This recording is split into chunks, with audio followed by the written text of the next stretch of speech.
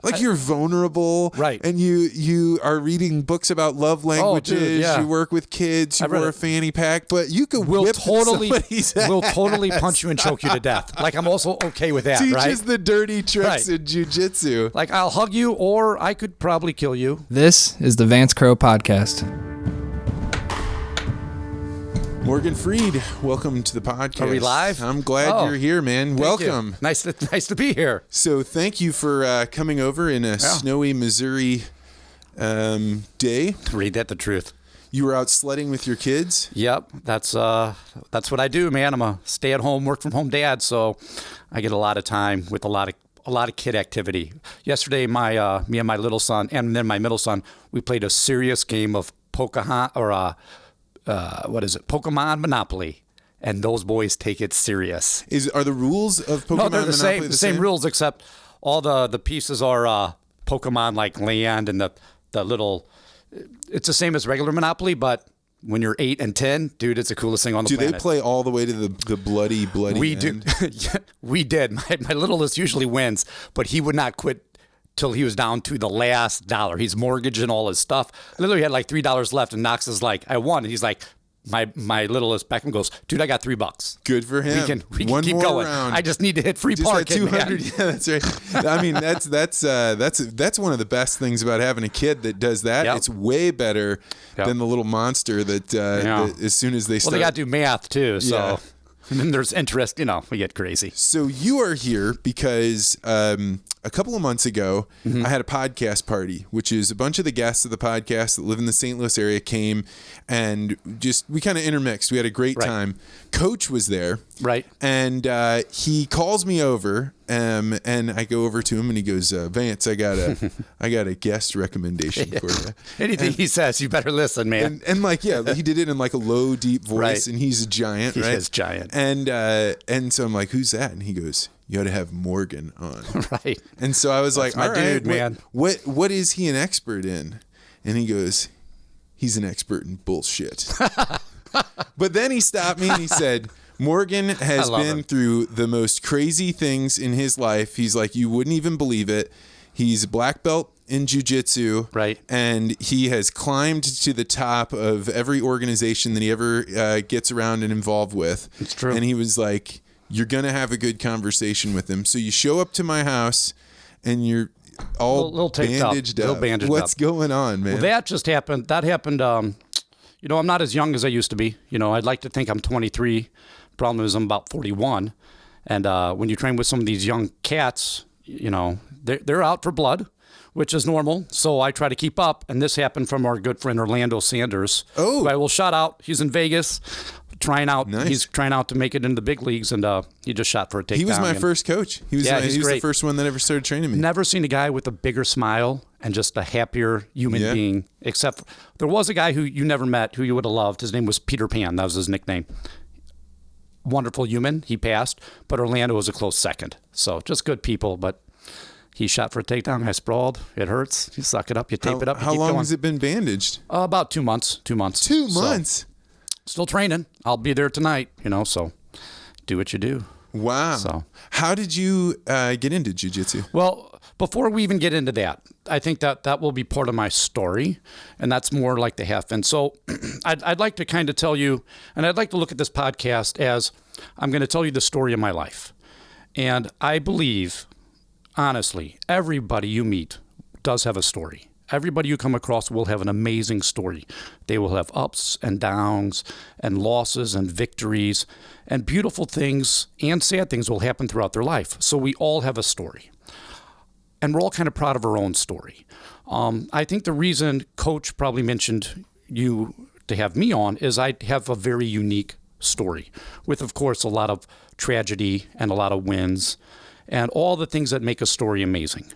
So I'll kind of start with... Man, you just set a high bar for yourself because you were just like, I'm gonna tell you a story that is amazing. Well, it's different. Like I said, everybody's story is amazing. So anybody who listens to this podcast, I'd like to preempt my story with, you are special and your story is just as amazing as mine. It's different characters in a play, right? So we're all a movie that everybody wants to see. I just happened to be invited today to tell people mine. And for a living, that's what I do, is I also collect stories. Now, mine's different than the way you do it, but when I get to that part of my story, you'll kind of understand. So I was born and raised in Belleville, Illinois all my life. And the first part of my story will start with my... Dude, you are definitely a jiu-jitsu guy, because I've never had anybody wrestle as hard as you are right now to grab control. And so when you start talking about you telling your story, is this something you tell a lot? You go out and tell it many times? Right. For what? What purpose? Well, my wife and I run a home business, a health and wellness business, and we help people with weight loss and energy. We do DNA testing. She's spoken in front of about 20, 30,000 people about the debt we've paid off. I've spoken in front of hundreds of people, thousands sometimes, about what we've achieved. So the more you tell a story, the more you become proficient at the story. Oh, yeah, absolutely. So I can remember telling, and my story's going to be a lot longer than it would be if I just told you here's what we do for business story. That's 3 to 10 minutes based on your time frame. But what you learn to do is you learn to kind of bring things in, take out some of the unnecessary wording, and it becomes a very polished story. Yeah. So to answer your question, yes, I've got a lot of experience kind of talking to people, sharing my story. And I think what makes it special is I'm very open. You're going to get honest. I wouldn't be surprised, honestly, if there comes a point in my story where I cry. That's normal. It happens out of the blue sometimes. But that's because when you see me and you get to sit with me, you see this is a real person who's done some real things. And it's only real because you can see that he cares about where he is now and what he's doing.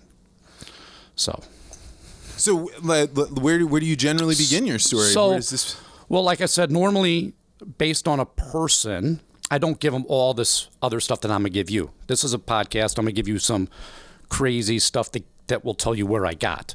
Normally it's a 3-minute kind of story. Hey, nice to meet you. What do you do for a living? Oh, this is what I do. I help people with this. Is that something you're interested in? So that's kind of the quick story. Yeah. You give them that part. You grab an elevator pitch. Right. Exactly. It is an elevator pitch. Hey, this is what I do. Would you like to try it? No? Cool. We'll be friends anyways. That's fine. And then from there, your relationship grows. Have you always been good at the elevator pitch? Like even before you had your own story, your hero's journey? I've always been good at just really connecting with people right away, making best friends kind of within the first 5-10 minutes. Me personally, the later on in the relationship, that's where I struggle because I'm a go. 10 minutes, dude. I'm your best friend.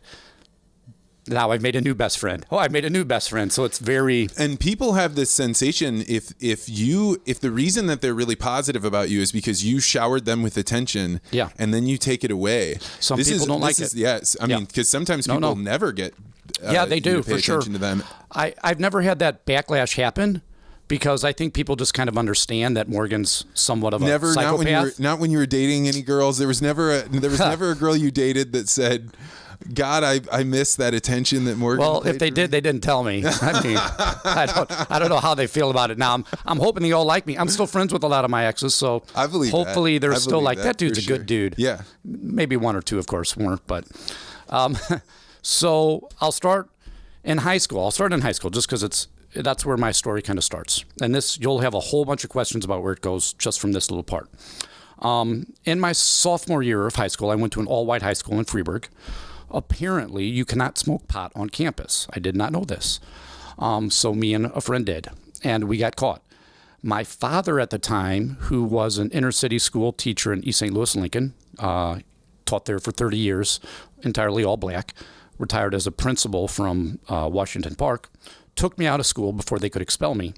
And I am the first kid to ever go or graduate from an entirely all black high school in East St. Louis. So imagine a street. Whoa. You've got Lincoln Senior High School on one side and La Ghetto literally on the other side. Now, before you start asking me questions about that, and I'll answer all kinds of them, I've been going there my whole life. I was in their jazz band when I was a little kid. I actually played piano, violin, and saxophone.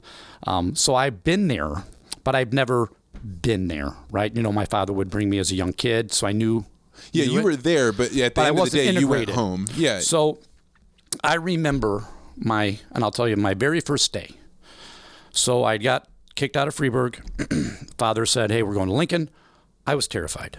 I will not lie. It's very, you see the movies, Boys in the Hood, right? This is where I'm going. Were you a big dude like you are now? No, I didn't So for people that are listening, you are a remarkably in shape person. Right. And on top of that, it's not just like, oh, you're a good runner. Right. You've got definition, you're a big guy, and you're hardcore jiujitsu. No, I was just a normal, average 15-year-old, 16 at the time-year-old kid, little skinny, nothing. It wasn't into fitness. Did you lift weights? Did not lift weights. Holy Didn't really play sports. And you were a kid that was getting kicked out for smoking pot. I was in the band. That's right. I was in the jazz band. So I was the band nerd. The jazz band nerd that was willing to smoke pot on campus is about to go to the all-black. A little bit of a rebel also. I was still friends with everybody. I partied my brains off, but played in the band. Okay. All right. So you weren't... This wasn't innocent Morgan. No, Morgan was not innocent. Okay. Morgan was probably pretty awful. Your dad awful. probably knew that you needed some... I started drinking at like 15, 16, heavily drinking. Okay. Like I did all the drugs, man. Okay. So yeah, this was just finally got caught, So Dad says, we're done. You're going to Lincoln with me. I remember not wanting to go, terrified. I thought for sure I would probably be murdered. So we might ride with my dad to school. It's the very first day of school. This would be my beginning of junior year, maybe. What year would this have been? I graduated high school in 97, so 95, something like that. The school shut down in 98. So you'll have to understand what an inner city school is like. They're very run down. They don't have much money. Toilet paper has to be chained up, locked up to the toilet paper dispenser because kids will steal the toilet paper. They're that poor. Toilet seats, everything had to be locked up. They will steal everything. Not because they're thieves, because when you're that poor, a roll of toilet paper that's a lot of money when you have nothing. So I went there. And of course, a lot of the doors are locked up with chains, which is crazy because it's a school. God forbid there's a fire, but hey, you can't let people come in off the streets because they would. We get out of the car and I'm sweating bullets, man. This is for real. I'm doing this. Once again, only white kid. Not any other white kids. It wasn't a mixed school. There weren't a Mexican or whatever. Did you know very many black people before you were a few for sure. I was never... Freeburg was predominantly white, and I was born and raised in Belleville, so I definitely had black friends, but I wasn't like part of the culture. And so when you say like you're worried about this, like how worried are you? You're like couple nights before I rolled up a thing of pennies and duct tape because I figured I was going to have, and I think I might have brought a pocket knife. I figured I was going to fight to the death that day. I'm going to die. That's really what I thought. I don't think I told my father that ever, but I definitely had rolled up pennies. And I'm like, if I'm going out fighting. So we get there, and out walks this high school kid. He's about 6'7", 330 pounds, huge. Hands the size of basketballs, massive man. Comes up right to my dad. Oh, and I won't do his accent right. He goes, "You've brought your son," because my dad had told everybody I was coming. Is this Morgan? Yeah, this is Morgan. What up, man? And I'm like, hey, how are you? He goes, your name's Pookie. I go, well, what's your name? He goes, people call me Big Ed. And I go, well, it's nice to meet you, Big Ed. And Big Ed was and turned into be such an amazing man. I loved him in high school. He would bring down these things called the golden turntables, and he could beatbox. Nicest man you'll ever meet. Scariest human besides, high school sick. He's still a huge dude. I still talk to him every once in a while on Facebook. He lives in New York. But his name was Big Ed. And he was a teacher at the time? High school student. He was a student? He was a student. 330, minimally. Wow. Dude, massive. Heart of gold. Wow. Big teddy bear. Who may kill you? Nobody messed with Big Ed. He was nice. He was goofy. Nobody messed with Big Ed. And so then how was the rest of your experience? So I'll tell you a couple things that people always ask me about the difference between a regular school and an inner city school. When I went to Freeburg, the school, and I don't want to put anybody in a box because I don't like to do that. A lot of the teachers were there because it was easy and they were there to get paid. And there's nothing wrong with that, right? A school is easy. The kids show up. Most of them are respectful. They do their work. They come from at least somewhat better families. Usually dad's around, maybe he's not, but at least they're respectful. So the teachers there are there. A, one, they love teaching. Great. B, they love the children. That's awesome. But there are for sure some there who are just getting paid. Great. Nothing wrong with that. The difference between an all-white school and an all-black school where I went was I've never met teachers who cared more about their students and their students' well-being than I have at any other school in my life. Those teachers were there because they didn't have to be there. I mean, you got to think a teacher gets paid what a teacher gets paid. Why would you pick that school? They were there because they cared so deeply about changing the lives of some of those students, turning some of those students into a path of good and maybe not a path of bad, and literally amazing, life-changing teachers. So that's the difference. So you felt this, you walk into the school and it's almost, it's hard to say. Imagine love being something you could see. Almost every one of those teachers at Lincoln had that. And that's the difference, which is mind-boggling crazy, but 100% true. And I can tell you now, some of those teachers, it's a little crazy. It's inner city school. My dad can tell you some stories. He's walked in on teachers having guns drawn on each other. I mean, it's inner city. You're going to get what you get. But I remember almost every one of my teachers at Lincoln. I loved them. I took a pottery class. It was an amazing experience. Now, was that because your dad was the principal? No, he was the teacher at the time, but I think it's because they're just kids. I think a lot of times we see what we see and we forget it's usually not the kids causing the problems. Because even in East St. Louis at the time when I went there, it wasn't the kids who were the issue. It's the ones who had either dropped out and still lived in the ghetto, or the parents who were pretty young still living in the ghetto. That was the issue. And that's a broader topic where you talk about why are they still there? Well, you know, there's no place to work. There's no buses. I mean, that's a different topic for a different day. Well, it's interesting because I have experience, but not in the same way that you do, with inner city kids from Milwaukee. Mm-hmm. So I became the director of this like teen program, a summer camp for kids, and they would come out and you'd have them for 11 days, and then you're caring for them the whole day and then overnight. So they're there for 11 days, and it was a really interesting experience for me. For a lot of reasons, and a lot of the ones that you're describing here, like I remember before they showed up being nervous that somehow these kids were going to be like mean or like wild. You know, and like that was a really good experience for this kid that grew up in Central Illinois and then went to school at Marquette. Like now all of a sudden I'm confronted, my biases are confronted, and now you're like, okay, now I'm the counselor of some kids. That said, some of those kids had, what I figured out was the dial that is emotion, right? Yeah. Like happiness, excitement, frustration, jealousy, anger, whatever that is, and all of the gradations in between those. Like I was just able to articulate a whole bunch of different emotions that a person could have. One of the things that I noticed that with the kids that I was with is they didn't have a lot of language between I'm happy or I'm frustrated or I'm angry. And so a lot more conflict broke out in those situations than what I was used to. Yeah, it has to do with showing, you can't show weakness. As much as I talk about love and how great of an experience it wasn't like there was a lot of what you kind of mentioned, it's still the ghetto. So once school closes, a lot of those kids run wild. The truth is at the school, we had a guy get murdered for his shoes. They lit him on fire. I mean, that was the other side of the coin. The coin I'm talking about is I was there during the day. I got to experience some amazing things.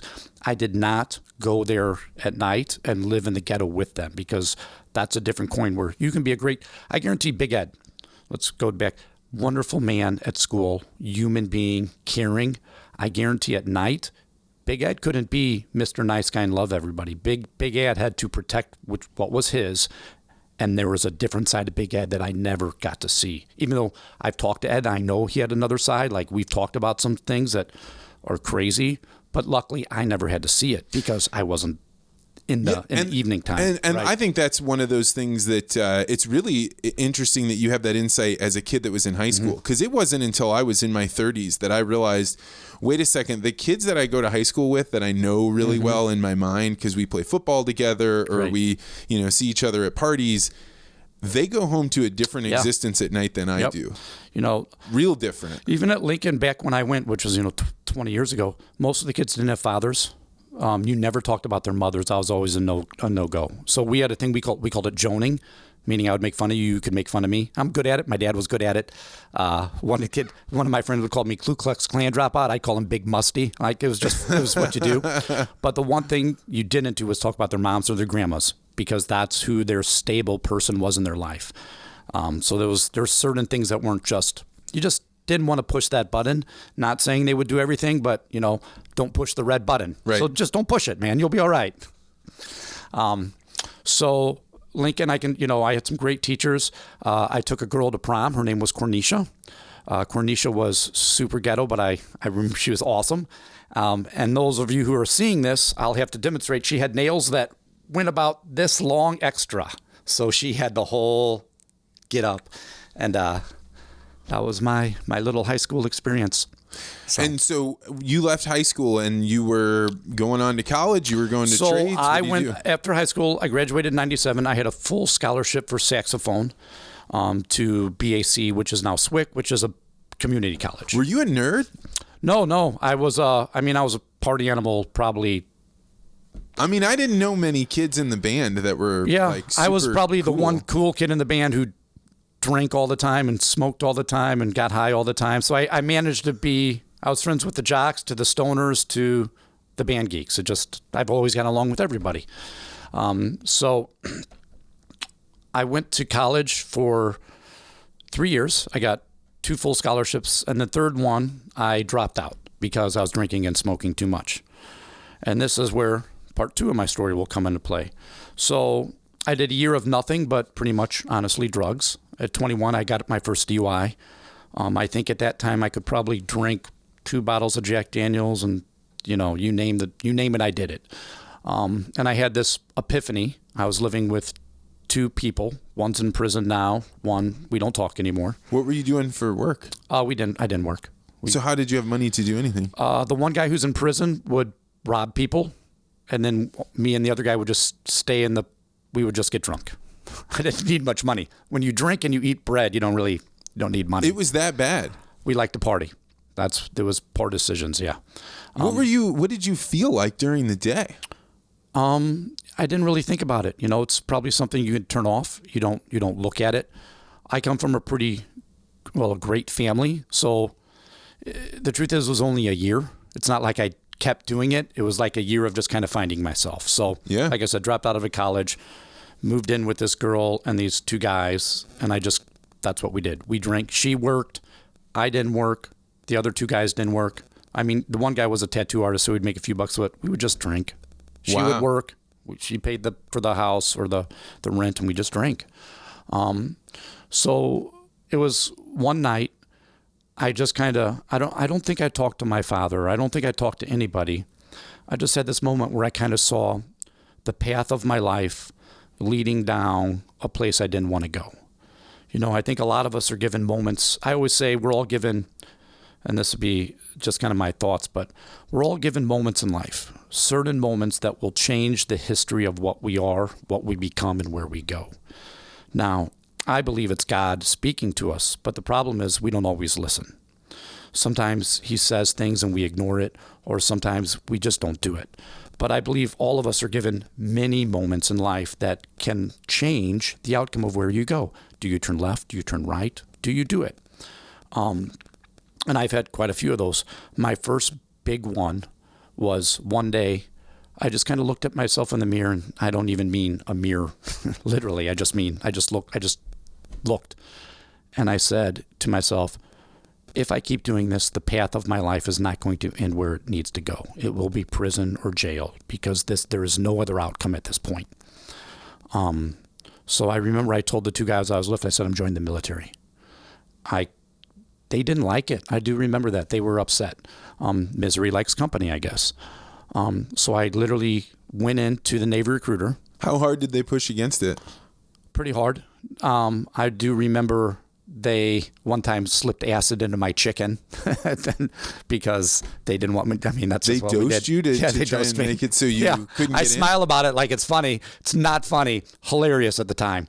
We were awful to each other. Yeah. Like awful to each other. I mean, I could see that. But then you look at that's the mind of a 20-something. Right. Yeah, that's the mind so, of a I went and saw the Navy recruiter. He was a chief.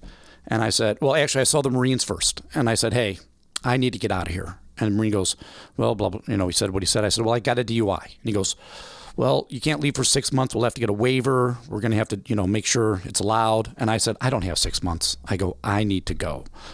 And he goes, let's go see the Navy guy. The Navy guy, who was a chief, he goes, you want to join the Navy? I go, yeah, I got a DUI. He goes, and I don't mean it because he goes, who gives a shit? You want to leave tomorrow? I go, no, I need 30 days. He said, come back in 30 days because I had to get clean.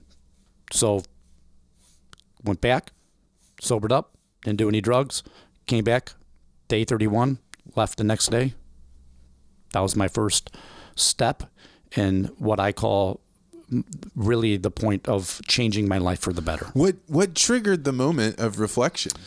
People have asked that, but I can't give a definite answer. I mean, I can tell you God spoke to me. I can tell you I spoke to myself. I can tell you I looked at my life and who my parents were and the upbringing I had. But the truth is I don't know. The only thing I can probably assume it was God's voice saying, somehow I heard it that day and I took it and I ran with it.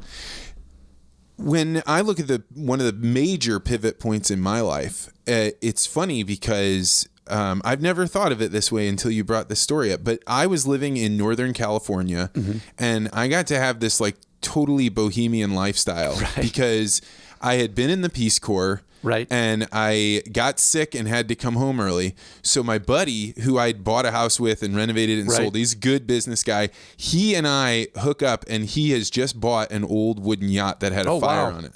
So we decide we're going to take that thing from San Francisco up to this little town called Mendocino on the coast. It's literally paradise. It's on the cliffs. There's redwoods everywhere.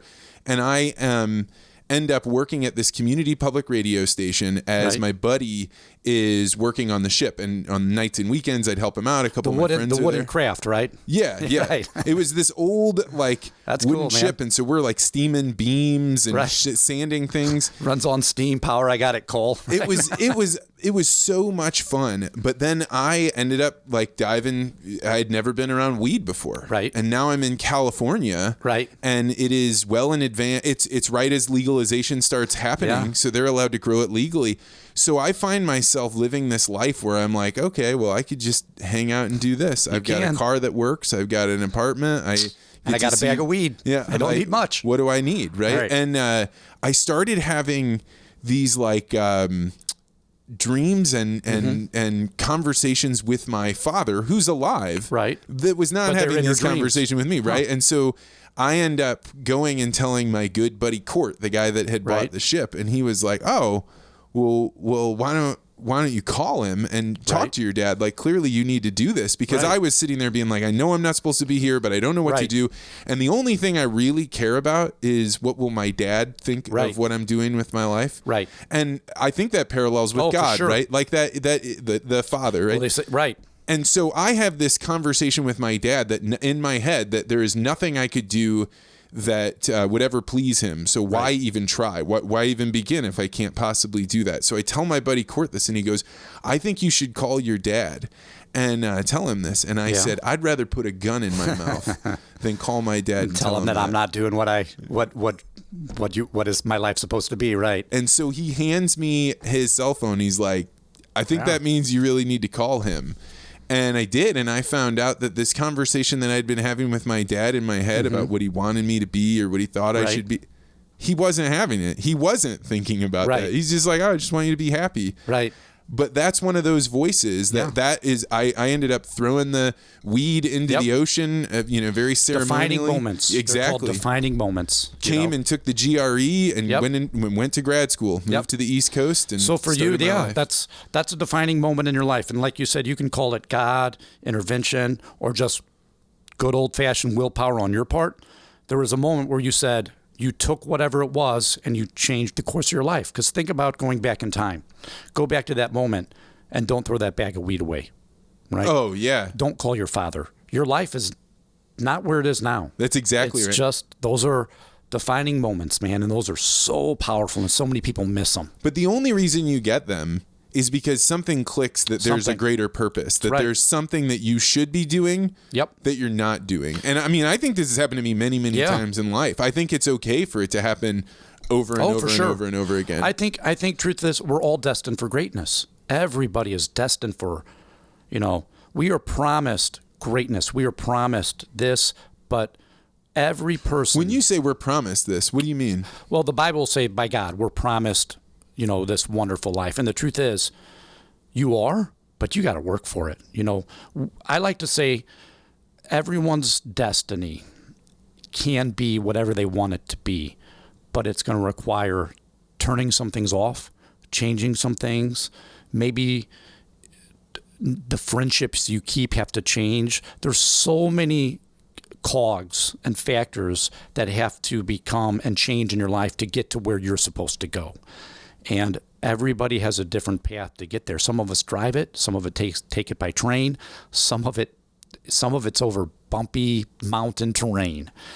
But kind of like what you're doing here is you saw a purpose. You said, you know what, this is something I want, this is something I'm going to do, and no one will stop me, and I'm going to do it. And that's perseverance. That's believing in yourself and realizing that you can do anything you want to do with work.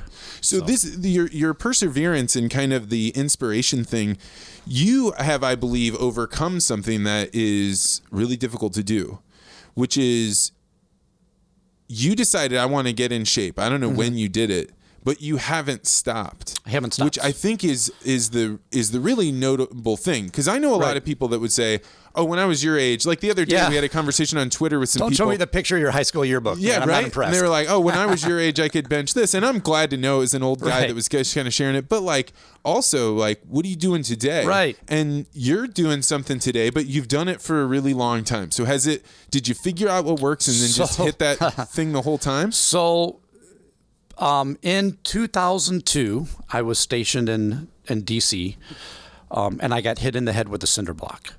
What? So I had my head smashed in. I was in a coma for a few days. I can show you. Your viewers won't be able to see a picture, but I can show it to you if you like. Yeah, pull it up because I can throw it onto the video. Yeah, throw it. I'll send it. I'll let you see it here. So this is the start of another part of change. My wife always will say, albums. Sorry, I'm walking you. You have to talk You have to talk about something other than the photos for people that aren't watching. Yeah, well, it's hard to do multiple things. My brain doesn't work like that. You had a cinder block. Why? Like, where were you at that could happen? So here, I'll tell you the story. Find it. It's in favorites. So if you go through my phone in favorites. So in 2002, I was in the Navy. I was leaving a club, and a group of men snuck up. That's it right there. Snuck up behind me. And now I don't remember anything.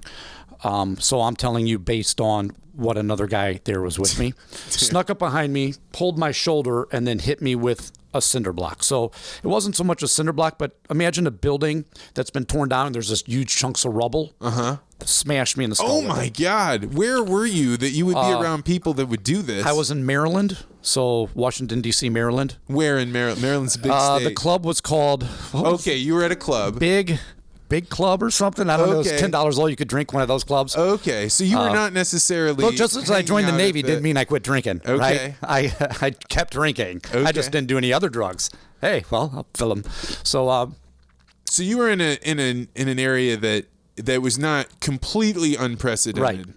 But it still looks like you weren't expecting it. Any of your viewers or listeners have been to D.C. or Maryland, look, it's not. It's got some sketchy, sketchy places, yeah, that's right? So I was there, and and they were doing that to rob you? I don't know. I'm assuming yes, maybe. Couldn't tell you because I can't remember. But so I got hit in the head. I was in a coma for a few days. Woke up in the hospital. The photo is your face covered in blood. Yeah. It's completely covered. I used to carry a camera with me all the time, one of those disposables, because I like to take pictures. happened to have one on me that night. What do you know? They came in handy. So I don't know who took the picture. Maybe my friend, maybe the nurse. But my it was just in your roll of film in my when roll you got of it film. developed? Yeah. Whoa, So, that had to be so shocking. If you're like, next one. Whoa, right. There I am in the emergency room. So because of that, I had TBI, so I have traumatic brain injury. Some of the things I struggle with are memory.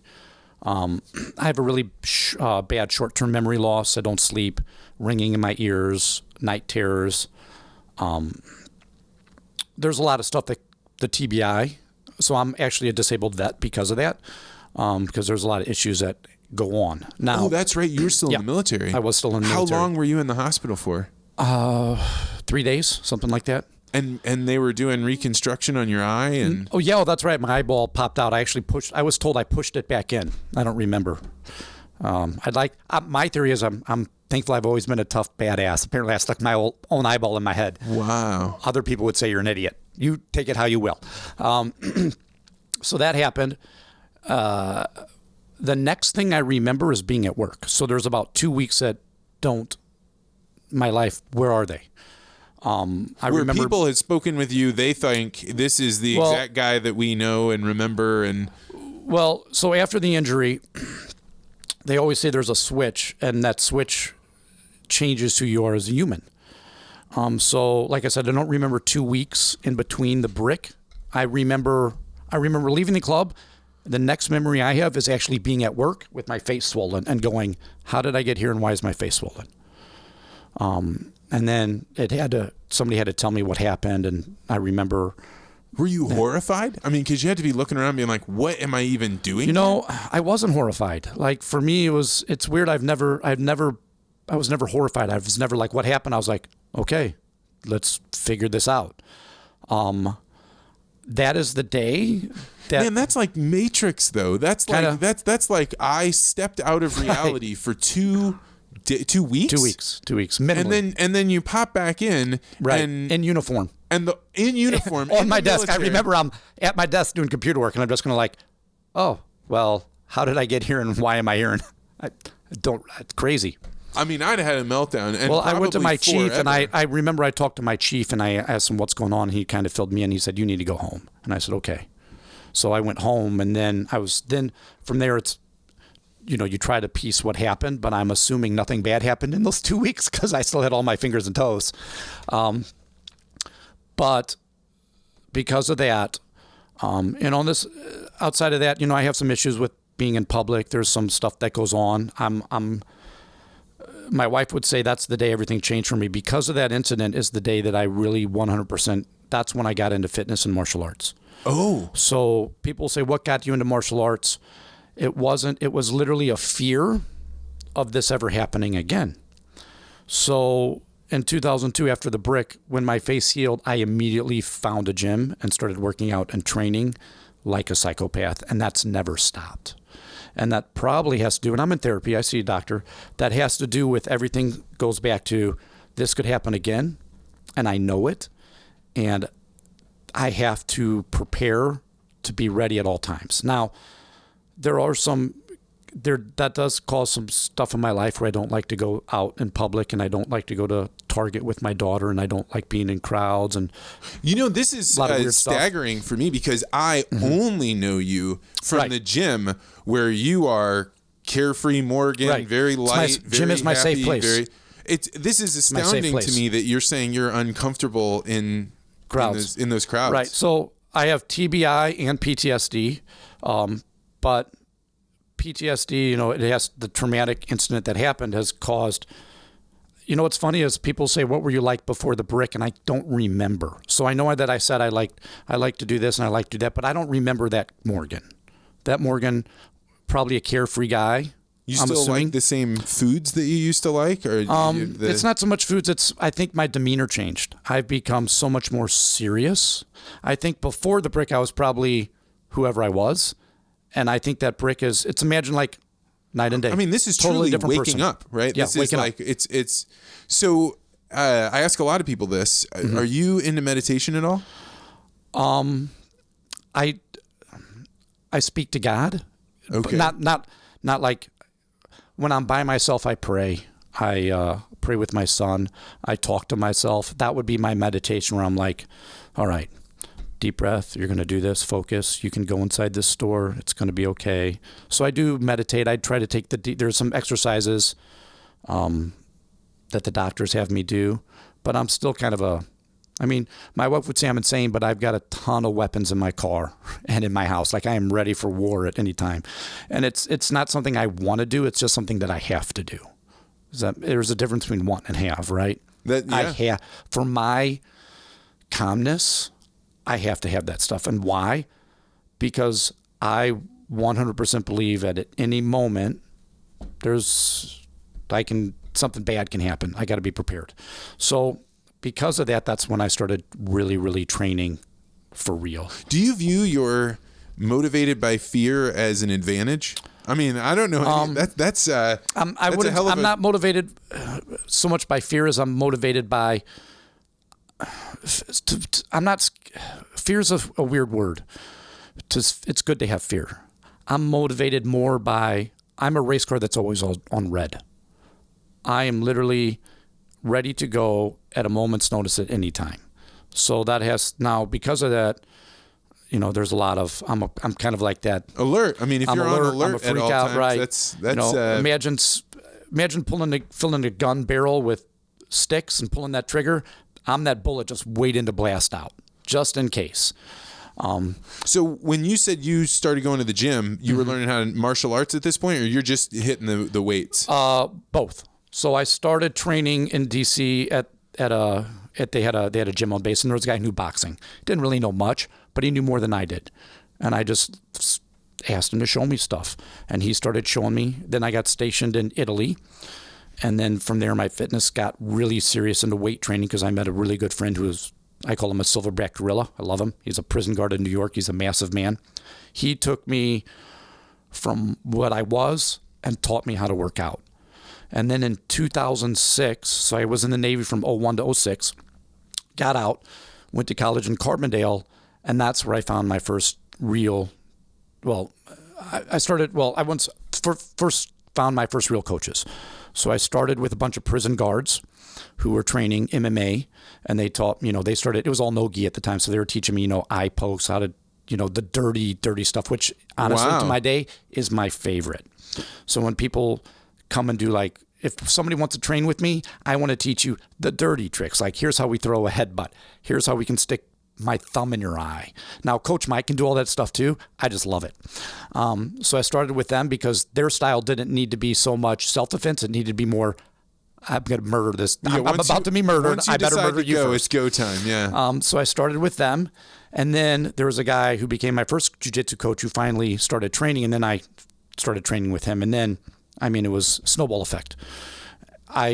Because I was so, and the funny thing is I didn't even know about that I had this kind of inside me. I just knew I had to do it. So I just trained and trained and trained 2-3 times a day as much as I could.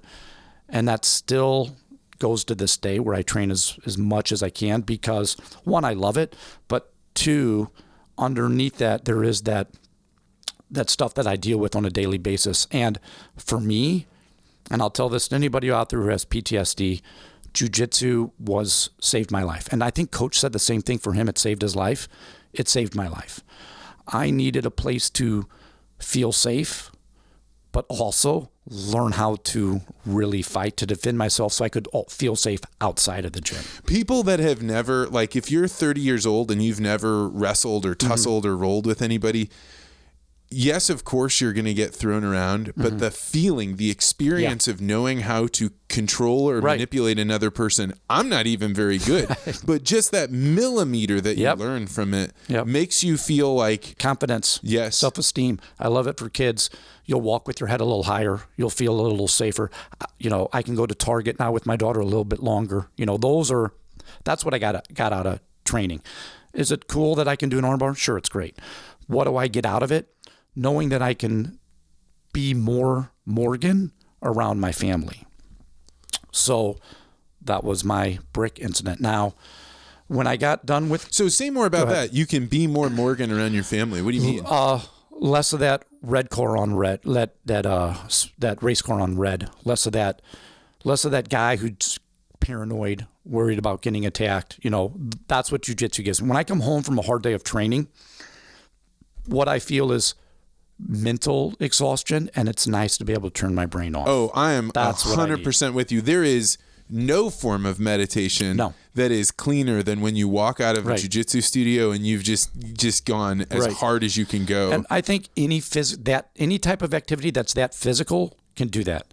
I just happen to find fighting as my outlet, I've been running and I've done lifting for several years, but I never did anything until you did jiu-jitsu. Yep, it's crazy, right? Wrestling's the same thing. It's drive, go, charge. You have kids. Are they in jiu-jitsu? I do. Both my boys did train with Coach Mike for a couple of years. They're taking time off. With kids, you have to be careful. You don't want to push them because they'll never do it. Right? You can't push a kid to do a sport like that that's that hard. That's right. And I tell parents, look, if you're going to push your kid, you better get on the mat too to know what it feels like. So you have to be gentle with kids. Let them do it. If they want to take some time off, and then hope they come back. But also realize you are not your kid. It is not, do I want my kids to eventually come back to jiu-jitsu? I do. I want to train with my boys. When they're 18, we can go compete. I will do all those things with them. But this is their life. It's not mine. I can't make them do. If my kid wants to do ballet, then by God, we're going to do ballet till his feet fall off. How hard was it when they first said, Dad, we don't want to do jiu-jitsu? I was okay with it. My wife is an amazing woman. Her story is incredible. Like she would love her story too. It's also powerful. But she is the smartest, most amazing woman I've ever met. And she walks me through a lot of things and tells me and teaches me. And luckily I've learned this, and this is all your male listeners.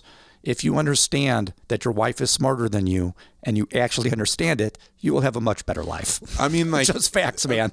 When I began to truly realize how much of a partner my wife could be, like, hey, if I actually tell her what I'm concerned about instead of just keeping it to myself, if I tell her, if I lay out the problems, she will help walk me through that situation on a level that I couldn't do without her. My wife is Rogue Scholar Smart. So she's a doctor. She has her PhD in biomechanical science. Her story is, I'll give you a quick, before I jump into my part 3. She was a single mom with 3 kids and had built a massive business on her own. That's how incredible she is. She is, I always say, whatever my wife says, do it. Trust me. You'll be better off. Now, sometimes I don't listen to my own self, but that's, I'm allowed. I'm the husband. But she's incredible. Incredible. But I know that. And if you know it, you'll have a better life. Learn the love languages, read a lot of books. Trust me, it's well worth your time to know that stuff. We learned a thing really early on in our marriage called mirroring. Yeah. Are you familiar I don't know that with one. So this is, it sounds really weird, but here's what, you get into a disagreement, right? Okay. Or you notice that tensions are ratcheting up because somebody's voice gets raised or they start talking faster. Right. And so what we do is we say, okay, wait a second. What did you just hear me say? Ooh, that's good. And then she'll say, I heard you say this. Right. And if she's wrong, right, like I didn't mean to say that, then we can go back and visit that. And if we ever have to, we can sit down and do an entire thing where it's like, I'm going to speak and then you repeat back for me. Communication takes a lot of work. You have to want to do it. You have to be willing to do it. You have to read books. You have to learn. You can't just be like, oh, I'm a great communicator. Well, are you really? Are you listening or are you waiting to talk, right? Slow down. I think that's a great and the ability to decide for a couple to decide we are going to endure having a little bit of conflict now to resolve why is this happening and how do we fix it. It saves mountains of fighting in the future. Yep. We started instituting. Do you guys do family meeting? Do you do we do family? We not so much family meeting, but we do family like prayer. Okay. So that's kind of our meeting, and my wife and I take turns laying with the boys. My daughter is 14, so don't lay with her, but she'll for each one they get.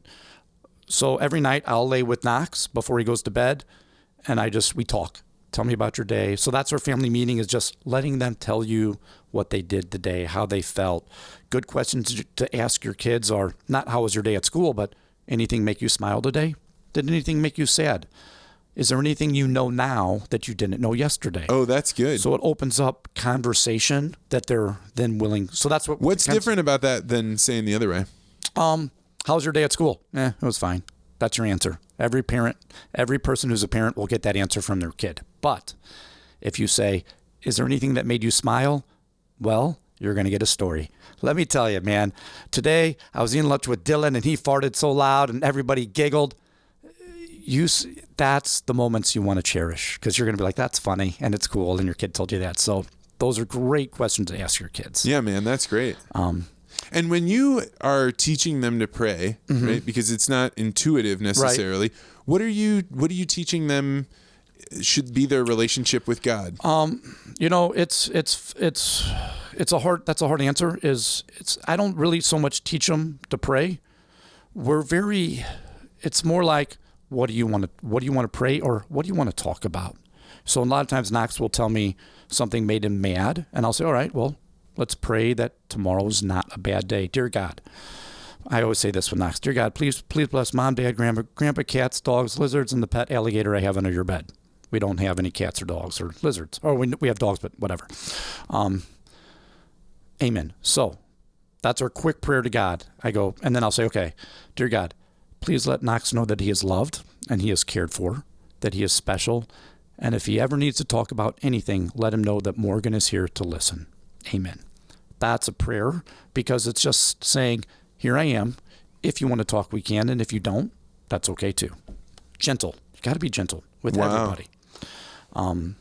But that's a real flow kind of state because it says to the child, your exact intentions. Mm-hmm.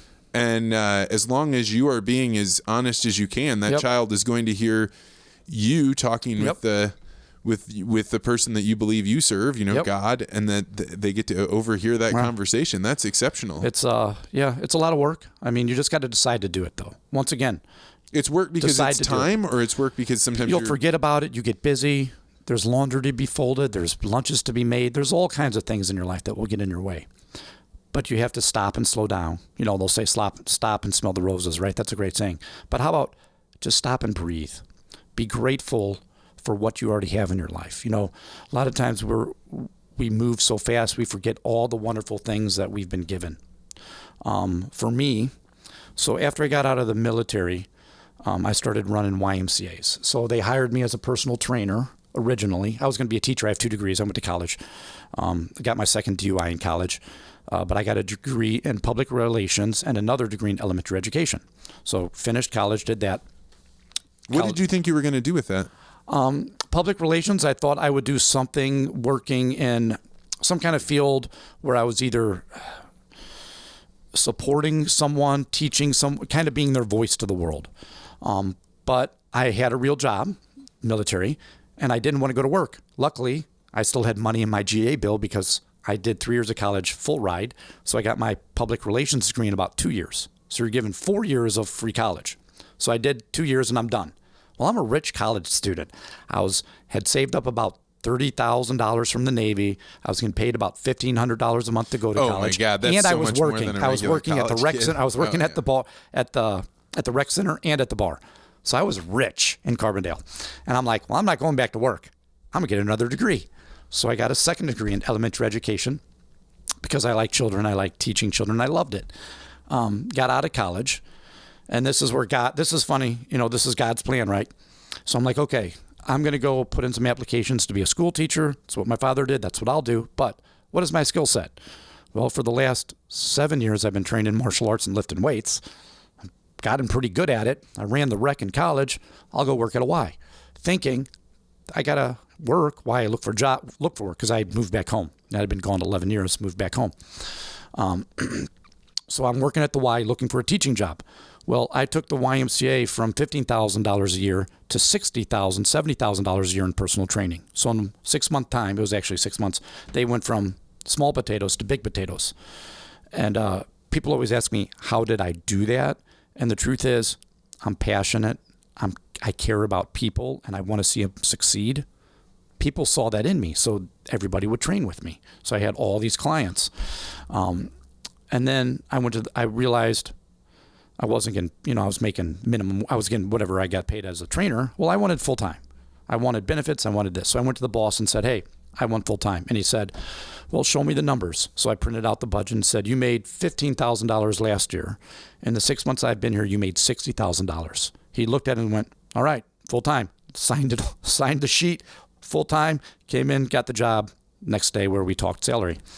Then from there, they gave me another YMCA to run. So now I'm running 2 YMCAs. Very content training jiu-jitsu, day practice and night practice. With who at this point? At this time, it was Mike. Okay. So Mike got recommended me by my first jiu-jitsu coach. So I came to Mike as a 4-stripe blue belt. Started training with Mike. I think I was training. So you can defend yourself, but you're not in the upper ranks. Not in the upper ranks.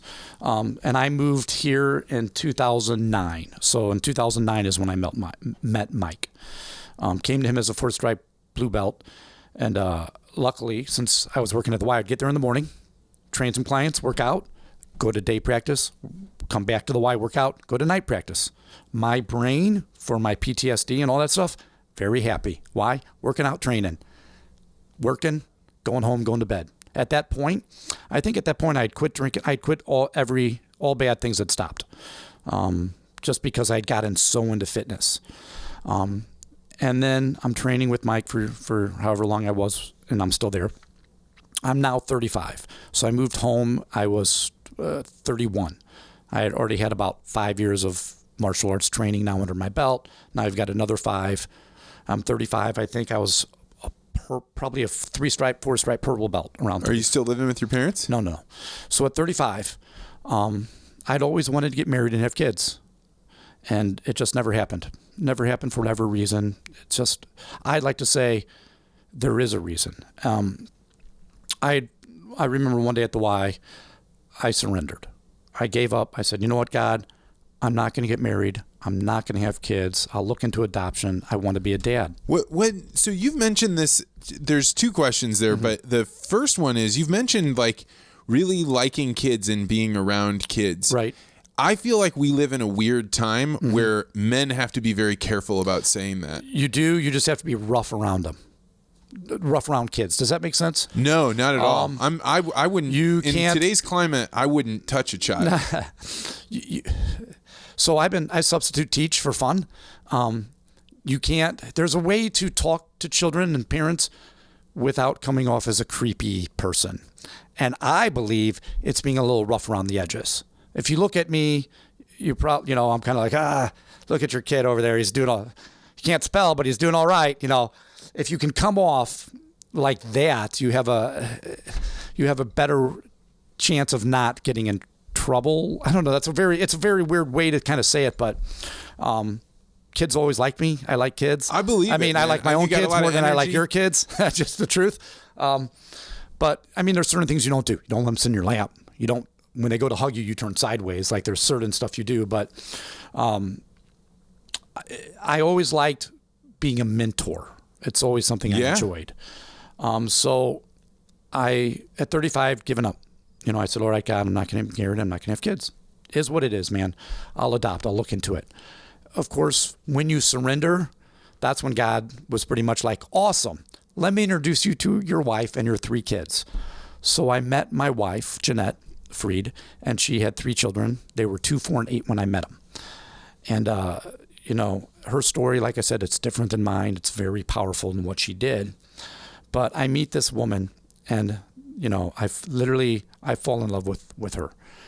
And I had prayed for God to give me a family forever. I wanted to get married since I've been 28. I wanted a family, but I wasn't going to marry the wrong one just to do it. I remember before I met Jeanette, if I'd go out on dates, I'd be like, so what's your retirement plan and what's your 401k? Like I was at that point in my life. So I meet Jeanette and I prayed to God for a family. And when we started dating, then I moved in and it started getting serious. I realized God gave me a family. But the problem is I was never around. I was working 60 hours a week at the YMCA. Full time, it's normal, 40, 50, 60 hours a week. And I was at jiu-jitsu all night long. So I prayed to God to give me a family. And when I tell my story, people ask my story about the business side. Here's what I know. I know that those boys at 2 and 4, they have a father, but he gets them every other weekend. They needed to see that some men are strong, some men are loyal, some men do what they say they're going to do, and some men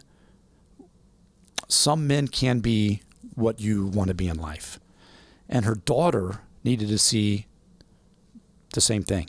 I tell people, when I tell my story, it's funny, like I said, I was given a family, but imagine Christmas time. Imagine a beautiful house. You're inside. There's this roaring fire. Inside is your wife and your kids, right? That's your family. But you're outside and you're wiping off the glass and you're looking in because you're part of that family, but you're not. You're not there, right? You're every dad who works his brains off to provide for that. Now, that's a great dad. That is a phenomenal man or woman. Roles can be reversed, whatever. Or it could be a single mom killing herself. But for me, I was the man who was working my brains off, and there was my family. I would only be around them at nighttime. I'd be gone before they'd go to school. I just wasn't there. Why? I was training so much. I was working so much. And I realized that God gave me a family, but I wasn't a part of it. Luckily, and this is truly, truly just what it is, my wife was helping people from home full-time with her business. She was helping people with health, with weight loss, with energy, with DNA testing, whatever it is they wanted or needed. But she was doing it from home, through the phone, contacting, how can I help you? What are you doing today? One person at a time.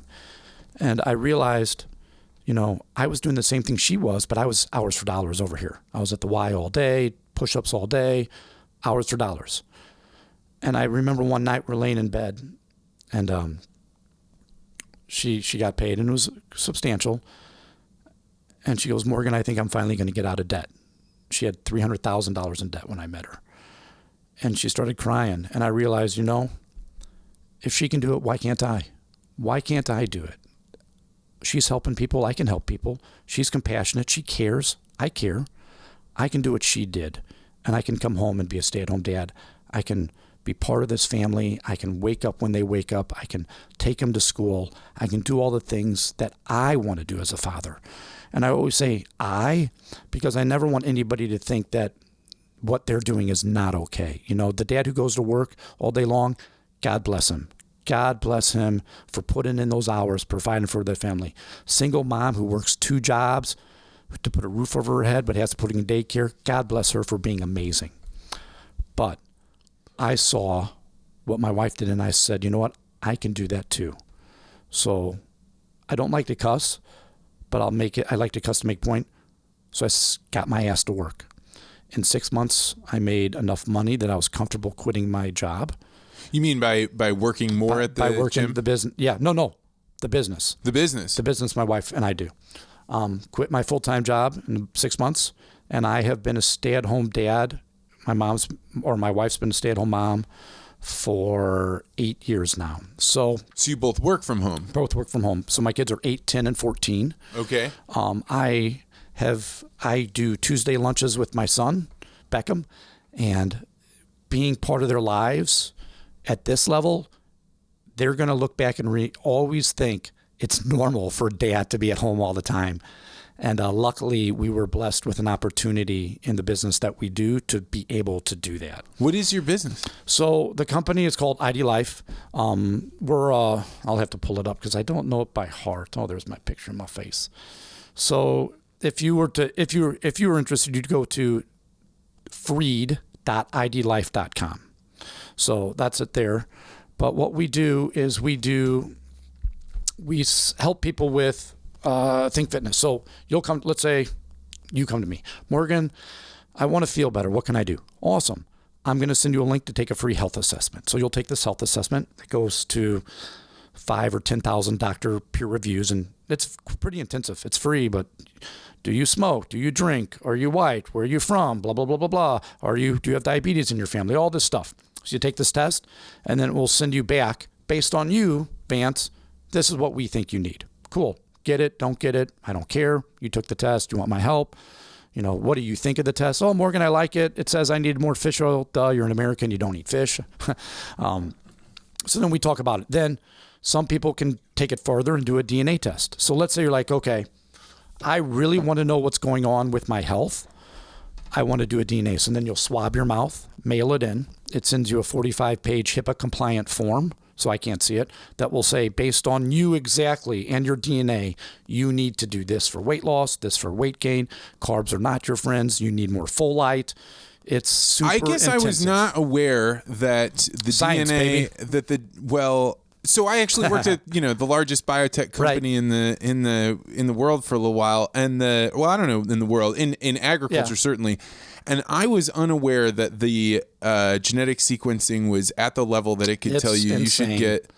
So my wife is, she did not like her DNA test. I mean, it said she has slow weight loss and she has to do this for weight training, and she needed more folate, which is actually pretty common in a lot of people. I'd have to pull it up to look at it. Mine, on the other hand, is like, dude, you're killing it. You've got great genetics. You have easy weight loss. Like, I love to rub that in her face in a nice way. But what I like about it is everybody's different. I can send, and this is just kind of a fun business thing, but I see these people in the Walmart aisle and they're just grabbing stuff. And I'm like, oh, God, I want to help them, but I don't know them. They think they need this and they think they need this. And the truth is they may not. Like, I don't know. You're different than me. So I can't put you on a regimen that I take because what I take is different. I'm not as tall as you. Maybe I don't weigh as much as you, maybe whatever, we're different. So because we're different, why not have science come into play where I can say, based on science, this is what you need, not what bro science Morgan thinks. So how would you differentiate the advice that you guys give from, so I had the president of the Academy of Nutrition and Dietetics on here, and how do you think about your nutrition relative to like what they're doing over there? Well, what I would have to know exactly what they're doing. Well, just the registered dietitians. Okay. Like, so if they hear somebody that's Right. not a registered dietitian giving They get advice, all up in arms, don't they? Oh man, they Right. get mad. Well, look how many diets are out there, right? What I've noticed nutritionists want is more fruit and vegetables. Great, duh, who doesn't? 3 meals a day, 2 snacks a day, whatever. That work. Here's the thing, that works for a lot of people. It's great. One shoe does fit all, but not everybody's foot is the same. If they're nutritionists were pretty much the end all, well, we'd all be doing it. And some people would say, you would never hear somebody say, well, I tried it and didn't lose any weight, or I don't feel better. Well, maybe it didn't work. Some people are keto. Some people are not keto. Some people they only eat 1 meal a day. Some people eat 2 meals a day. Some people do plant-based. Some people do a mix. Some do Atkins. So what I would tell a nutritionist is, I love what you do. I think it's great that you're helping people, that's for sure. What I do is very similar, except I'm not going to just put everybody on the same plan. I'm going to let them kind of decide their own plan based on what they think they need, and we're going to figure it out together. So I mean, I think that that's interesting. I think that they would say that they put everybody on individual plans too. They do-ish. I mean, I've never heard a nutritionist say you need to be more keto, less carb, or more carb, less keto, right?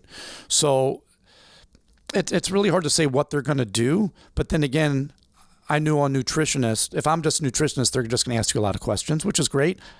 I'm going to do some DNA testing, and we're going to actually get some DNA results and see what that says. I know a lot of nutritionists who do things like that, but there's still a one shoe fits all. So how is your business going for you? It's you and your wife, and Me then and my wife. This a larger company, or Yep. this is you guys? So the company is based out of Texas, and we would be considered I would be like not a spokesperson, but I'm a direct to consumer supplier. So my job really is to meet people, talk to them, see if I can help them, and if they're interested, we'll go from there and see if it's something they want to do. If not, it's okay. How long have you guys been doing this? We've been in the business for about, my wife for about 8 years, me for about five or six. Wow. So she did it before I met her. Okay. Yep. And is she still, you said is she a medical doctor, or She has her doctorate in chiropractic. Okay. And her PhD in biomechanical science. Like Wow. I said, she's much smarter than I am. Where did she go to school? I believe Logan. Okay. So Interesting. Yeah. My wife is a doctorate of physical therapy, Yep. and that is an experience having somebody that knows dramatically more. She than doesn't you make do me on call that. her doctor, which is nice. That is my mom's nice. a doctor. My sister's a doctor. So everybody in my family is doctors. I'm like the black sheep. So when you ended up leaving the personal YMCA? training, the Yeah. YMCA, and you move into this, are you black belt at this point? No, I think I was at that point I was probably at least a brown belt. Okay. So So- for people that don't know, white, blue, Purple, brown, brown, black, black. I've been a black belt now for about a year and a half. Oh, okay. So relatively recent. Time flies, right? Relatively recent in the 15 years I've been doing it. What do you think that's right? 15 years. Yeah. Wow. Do you think everybody should expect a 15-year journey? The average is 10 to 15. So I actually got my black belt in 13 years. I just say 15 because it's just, you do some no-gi in there and whatever. Right. But everybody's different. It all depends on how much you do it. Like I really never got into jiu-jitsu to get a black belt. I got into it to learn how to kick some ass. 100%. I wanted to learn how to hurt people so they didn't hurt me first. I mean, it's just it is what it is. Like you go back to my world and my brain, everybody wants to kill you. Everybody's out to hurt you. So I better learn how to hurt them first. Yeah. Everybody's got to have a reason to show Right. up to jiu-jitsu. You have to. Right. And it doesn't have to be well formed in your mind. You may get there and being like, I think I'm going to be pulled, Yep. but you don't keep coming back unless No. you've got something you're trying to do. I tell people a lot of times, I don't care if you're motivated. I literally do not care. Great. You're motivated to get in shape. Good for you today. I'm so happy. It's awesome to be motivated. Awesome. But motivation comes and goes. Yeah, It does. discipline is the only thing. Discipline. That's right. There's many a times where I don't want to go train or don't. Dude, my arm is killing me right now. I'm going to tape it up and I'm going to go train because it doesn't matter. Doing it. Do it anyways. That is my tip of the world. I Do it anyways. ran 500 miles this year. Yeah, that's crazy. And I'd never done Not anything doing like that. But I can tell you that there, like, most of the time I didn't want to go. Right. But I can't think of a single time when I got done working out that I wasn't glad I did It's, running that amount of miles that is the definition of just pure willpower. Like there comes a point probably where you're like, dude, I do not want to run. My knees hurt. My joints hurt. I'm doing it anyways. The hardest mileage for me to run out of the whole thing was the last 30 miles. Right. Because I was like, I know I can get it. I Right. could go out and get it in 3 runs if I really Right. wanted to. But, what am I going to do once I get past Right. that goal? And actually, it's a problem I'm working on right now, 1,000, which dude. is 1,000. You think? Yeah. I don't know. 800. I don't know. How do you go about choosing goals? Like you work with a lot of people, and how do they come to you with goals? They do. do. They know They what do. they want? A lot of people, first, it's all about baby steps. I think this is probably a saying, long-term goals, short-term, long-term goals, short-term kind of gains, meaning we're going to set a big goal for sure. I love setting big goals, but let's have little bitty steps along the way. You want to lose 100 pounds? Awesome. Let's start with 10. I'm going to celebrate your brains off when you use 10. I'm a big believer in celebrating people. Celebrate them. Shout them out. Tell them how proud you are. That will motivate people, which is great, but it also lets them know that you're with them. So somebody comes to me with a goal. We're going to find out what that goal is, and then we're going to see, 1, is it realistic? And 2, I'm going to be honest, how long it's going to take. If you're 300 pounds and you tell me you want to do a body, but you want to be 150 in a year, I'm going to look at you and say that's not really realistic. I mean, is it possible? For sure. But why don't we just start with, 50? Let's start there. Let's see how you feel. But we're going to set a big goal, and then we're going to slowly see where we go. And then it's just day by day. Kind of like an alcoholic, Every day you quit drinking it's a hard day. Every day is a new day, right? Same thing with anything you do in your life. Let's say you have a business and there's just one day where something happens, it struggles, you don't get it done. Cool. Monday is a new day. I tell people Monday is the best day of the week because that's a day to start over. Don't look at Monday as the worst day. Monday is the best day. You know what days I hate? Sunday. I don't need a Sunday in my life. I could go Monday through Friday, start right back over on Monday. I like Saturdays, I will admit, but Sunday, there's no such thing as a rest day. No such thing. In anything you do, don't rest. Go. So what are you doing on a Sunday when you say no rest? Are you you're blowing a whistle in your kid's bedroom? Being like, get up, we're going. No, I'm pretty chill. I mean, we get up, we go to church, or we listen to whatever church on TV. I go to the gym, I work out, go hang with my family. But I still work. I still do something. You know, I definitely don't feel better if I take a Sunday and I'm just like, I'm going to lay around. I don't all like day. it. No days off, man. I don't believe in days off. What are you reading these days? I am reading.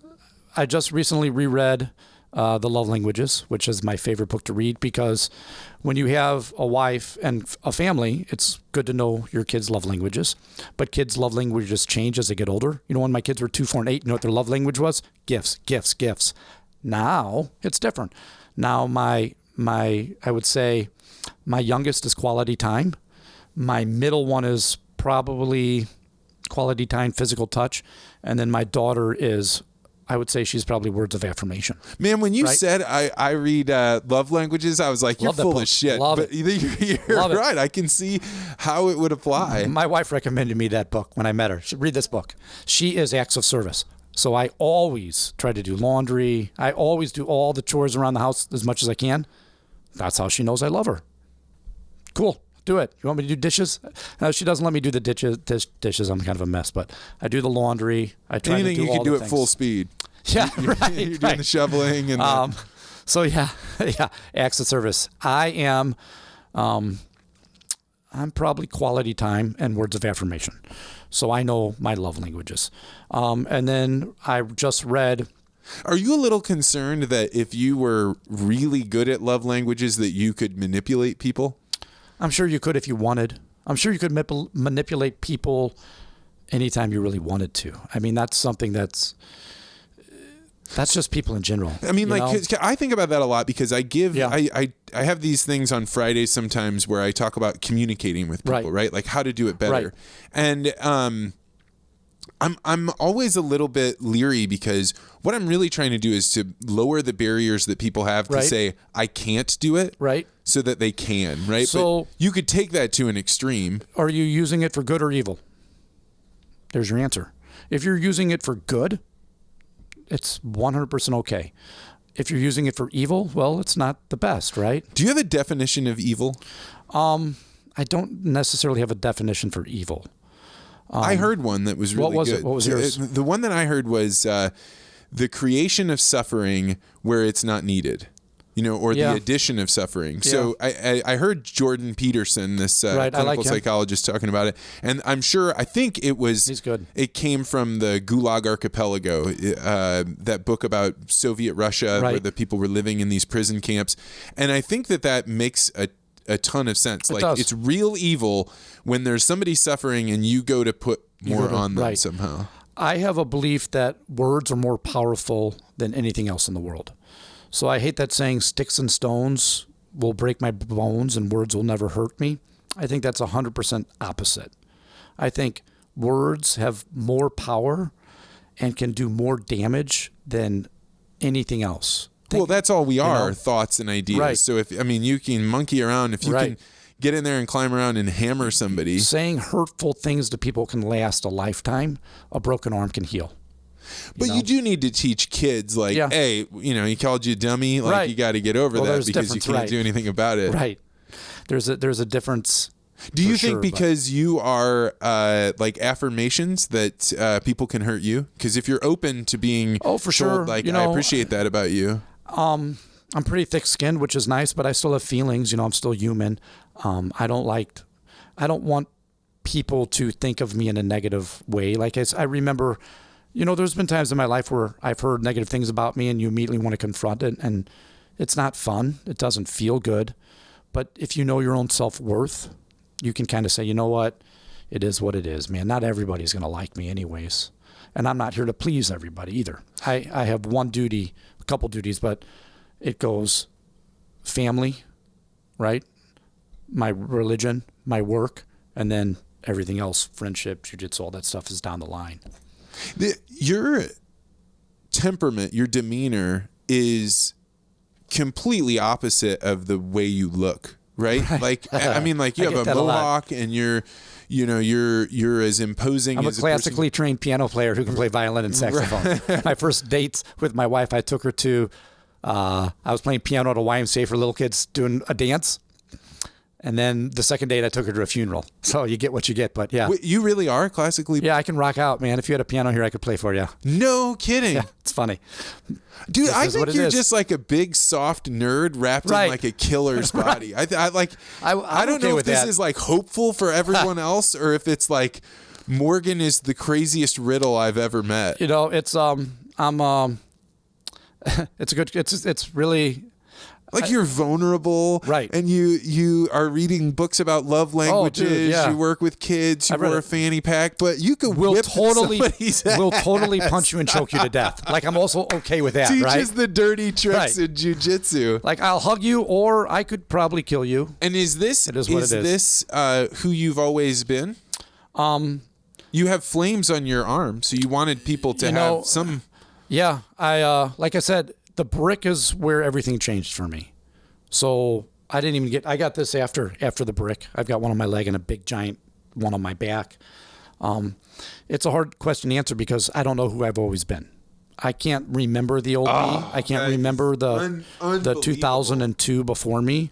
Like I can't even like if you remember your childhood, I can't remember like what mine was like much. I mean, I remember things, but I don't remember who that person was. Like was Morgan silly or was Morgan this? I can see me doing things like having activities, but I don't remember my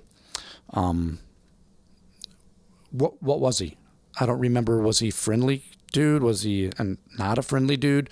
All I know is the 2002 me, which is like so it could be I could be honestly two different people, but the 2002 is version 2.0. I guess, in a sense. I mean, that one. So I mean, he was baptized by a rock, right? Yeah. And then, and then everything in your life everything seemed changed. to change. Everything changed. Yeah, it wasn't even until I met my wife and moved in with her that I was willing to even do any of that. So I had buried it all. When I met my wife, I remember she said, "You know, you fight in your sleep. You have all this stuff going on. Is there anything that happened in your life?" I'm like, "Well, yeah, I got hit in the head with a brick once." And she's like, "That's a big deal." I'm like. Oh, she didn't know that. Yeah, I never talked about it. That wasn't like a chapter that was like, oh, this is an important one. Only recently in the last... Did she feel pretty pissed off that you hadn't She was actually upset. Yeah, I bet. She said, I got married and you didn't tell me that. I'm like, I didn't think it was a big deal. Oh, man. So I probably had a... But you're like Don Draper. I mean, like, in a way. Did you ever watch Mad Men? Yeah. I mean, that's what he did. He had one identity, put it to sleep, has a new one, and she married Don Draper. That one. Yeah. So I think... You know, it's. She had brought that up, and I never noticed because you get so used to it. So I get lost. I have to have a GPS in my car, a GPS in my phone. I have to write out directions. I'll get lost all the time. I could never, like right now, I have no idea where we're at. If you took my phone, I could not find my way home. East, west, north, south, zero idea right now. It just will not work in my brain. Oh, wow.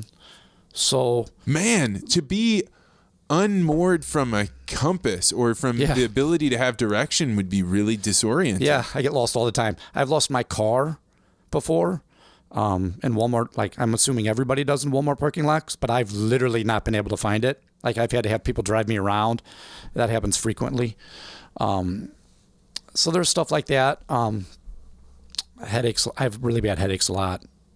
There are other stuff, but yeah, when I met my wife, I kind of buried it all or just dealt with it. So they call it coping mechanism. So coping mechanism is phone GPS, 2 GPS things in my car, a baton, a knife, flare gun, regular gun, all these coping mechanisms. Dude, I'm glad you're talking to people. Holy jeez. What could go wrong? Okay, I can't get lost.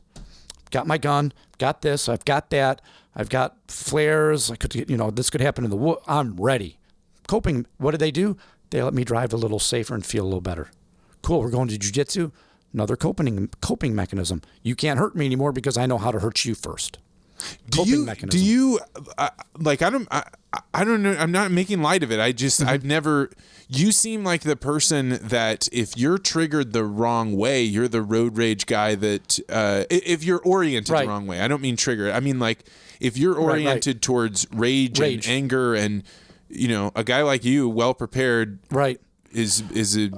I would say people like me are probably in that statistic for sure. So, how do we deal with it? Therapy, jiu-jitsu, having a family support network. The VA has been wonderful for me. Picking your partner in life smartly. So for me, waiting 35 years to get married to find the woman I knew was honestly my soulmate. I got married late. All those things combined into this. So I'd like to think, it's very prudent planning and God keeping his eye on me. I was raised Jewish. I tell people we're chosen for a reason. Oh, you were Jewish over there too? Yep, Jewish. Over in East St. Louis. My father's Jewish. I'm Jewish. Never believed in anything till, I met my wife. I remember I was searching for something. I happened to have the Bible on CD in my car. There's lots of weird connections. She had made a list. She was looking for a man too, like she wanted a life to share. And she made a list. Her friend called her and said, why don't you write down and tell God or whoever they want to call it, write down what you're looking for. And she writes this list, and literally it's 100% me. Plays music, wants a family, da-da-da-da-da-da. It's actually really, there's a lot of weird connections we have with that. We met, I'm in her timeline before she even met me, where I was working at the wine. She's like, there's this dude walking around spraying air spray in the air while she was pregnant. Like, so there's all these weird coincidences that really are not coincidences. It's fate, dude. I believe in that. Fate, destiny, path, walking it, seeing it. So how do you, if you think that everything is predestined, if there's fate, then what does the suffering fit in, right? Because it's like it's going to happen if it's inevitable. There's a lot of different answers you can give. My wife would say we're not meant to suffer, and that's the devil, and he does it. And that's you can totally believe that. I think, why is there suffering? Well, if you look at it like this, like one, if we're going to talk religion and I'm no expert, like I'm brand new. I'm maybe on 4 years on my path. I think things just happen. And, God wants what's best for us, but he also gave us free will, and we're going to make decisions, and some people are going to do bad things. And it is, that's why you gotta train and be prepared, because it's going to happen. And I think that part of suffering that you're talking about in training is suffering in order to get somewhere else. So suffering can't all be bad, right? If you can find a way to make it meaningful. Yeah. Well, Morgan, I had no idea what we were going to talk about, but Coach was right. You were an excellent choice. Thank you. I like to think I'm interesting, at least. It's at least fun. This was a blast, and I look forward to rolling with you. Thank you so much. Probably on Saturday if you're going to be around. We're headed to New York. So my wife's parents live in New York. We go twice a year. We go to Buffalo. I go train up there. There's a gym up there I train with, and they're good. See, I don't ever stop training. So we go there for 10 days in the winter, and then we go there for about a month in the summer. Well, let's find a time in the beginning of the year. I'm down, man. Thank you for having me. Thank you so much for coming. Cool.